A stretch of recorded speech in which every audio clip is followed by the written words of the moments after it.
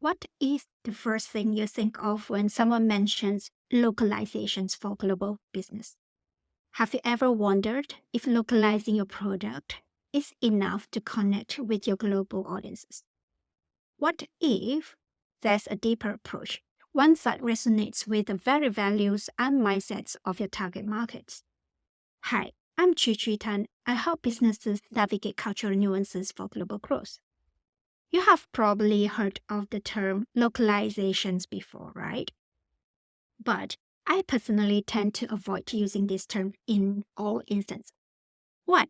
Because localization is very commonly misinterpreted solely as translating the language into local languages. Instead, the term I use is culturalization.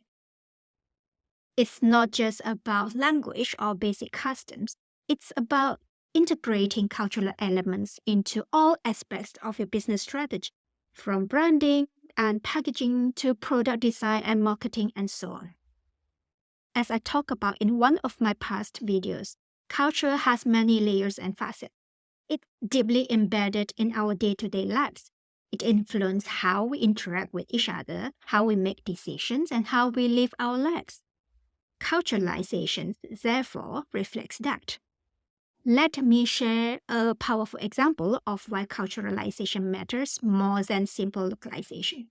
When Home Depot first expanded into China in 2006, they did everything that traditional localization playbooks tell you to do. They translated their materials, they adjusted their prices, and essentially replicated their American stores in Chinese cities. Their slogan, "You can do it, we can help," was perfectly translated. Yet, in 2012, they had to close all their stores in China. Why? Because they missed crucial cultural insights. Their entire business model was built around DIY, do-it-yourself concept, which resonates deeply with American homeowners. In China, doing your own home improvements is not common. It can actually be seen as a sign of lower social status when labor costs are relatively low. The concept of DIY home improvement simply didn't align with Chinese cultural values and social norms.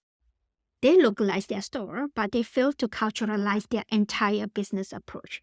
To me, this is where the difference between localizations and culturalizations becomes clear. Think of localization as a surface-level adaptation.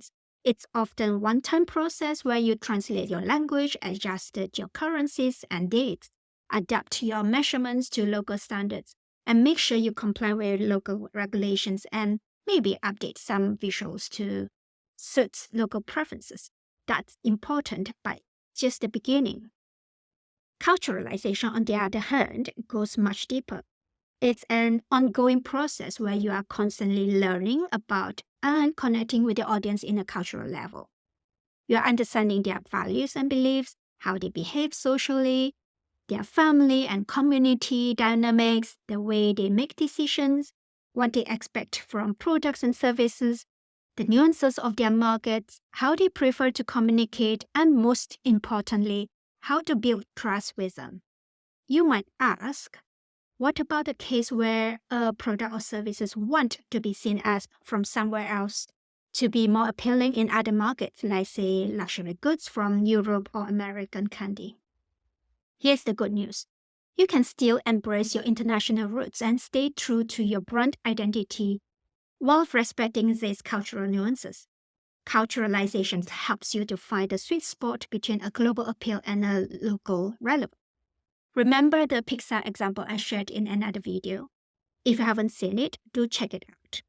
So when Pixar changed broccoli to green peppers in Inside Out for Japanese audiences, that wasn't just localization, that was culturalization. They understood the emotional responses to certain food differs across cultures.